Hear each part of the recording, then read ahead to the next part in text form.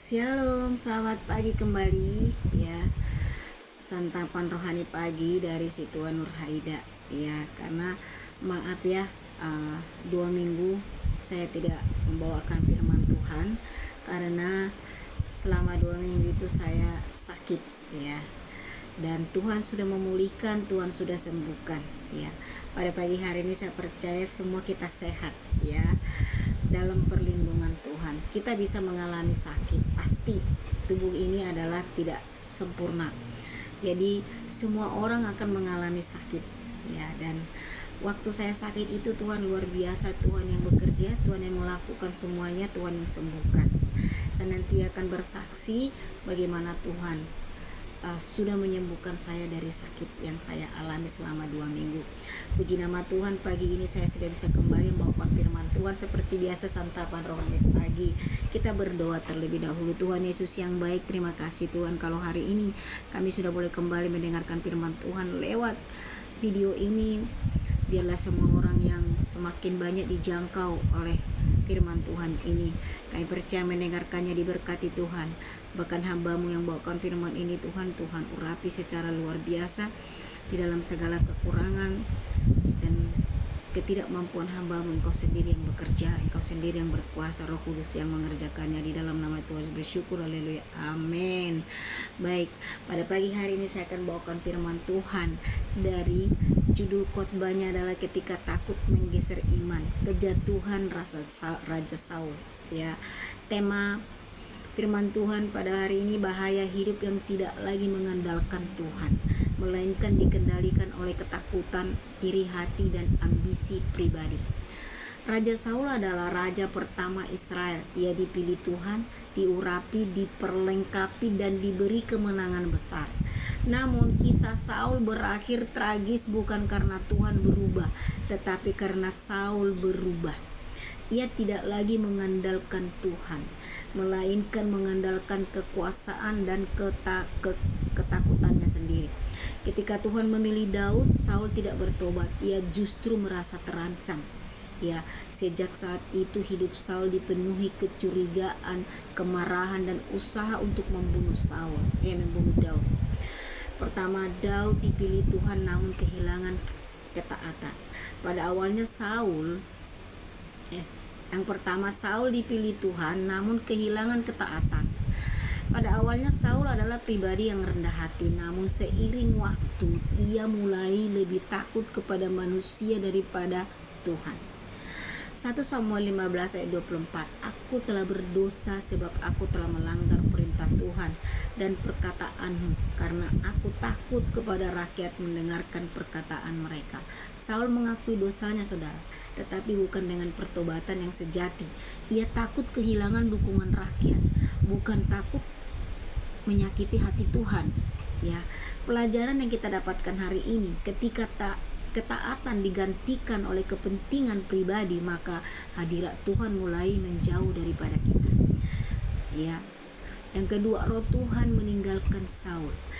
Ketidaktaatan yang terus-menerus membawa dampak rohani yang serius, Bapak Ibu.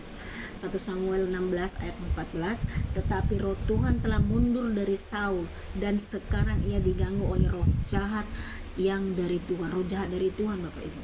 Ya, Saul masih duduk di tahta, tetapi kehilangan damai sejahtera. Jabatan tanpa hadirat Tuhan hanya akan menghasilkan kekacauan batin. Pelajaran yang kita dapatkan adalah lebih baik tidak punya posisi tetapi punya Tuhan daripada punya jabatan tetapi kehilangan hadirat Tuhan. Yang ketiga, Saul takut kehilangan kerajaannya. Daud mengandalkan Tuhan. Ketika Daud mulai dipakai Tuhan, Saul tidak bersukacita. Ia merasa terancam. Ya, di dalam 1 Samuel 18 ayat 7, Saul membunuh beribu-ribu musuh tetapi Daud berlaksa-laksa. Maka bangkitlah amarah Saul dengan sangat, sebab perkataan itu menyebalkan hatinya. Pujian orang lain membuat Saul iri. Ketika hati dipenuhi iri, logikanya mati dan iman kita itu runtuh. 1 Samuel 18 ayat 12 boleh dibaca di rumah Bapak Ibu. Saul menjadi takut kepada Daud sebab Tuhan menyertai Daud tetapi telah meninggalkan Saul. Ya, pelajaran yang kita dapatkan adalah orang yang hidup bersama Tuhan tidak perlu iri karena ia tahu Tuhan tetap berdaulat. Yang keempat, ketakutan membuat Saul menjadi kejam.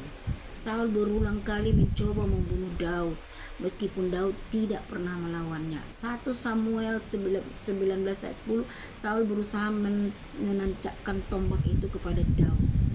Ketakutan membuat Saul kehilangan nurani. Ia lebih memilih membunuh orang benar daripada memperbaiki dirinya sendiri, saudara yang kasih. Pelajaran yang kita dapatkan, ketakutan yang tidak diserahkan kepada Tuhan akan berubah menjadi dosa yang menghancurkan diri sendiri. Yang kelima, Daud memilih percaya bukan membalas. Berbeda dengan Saul, Daud memilih tetap menghormati Tuhan meskipun disakiti.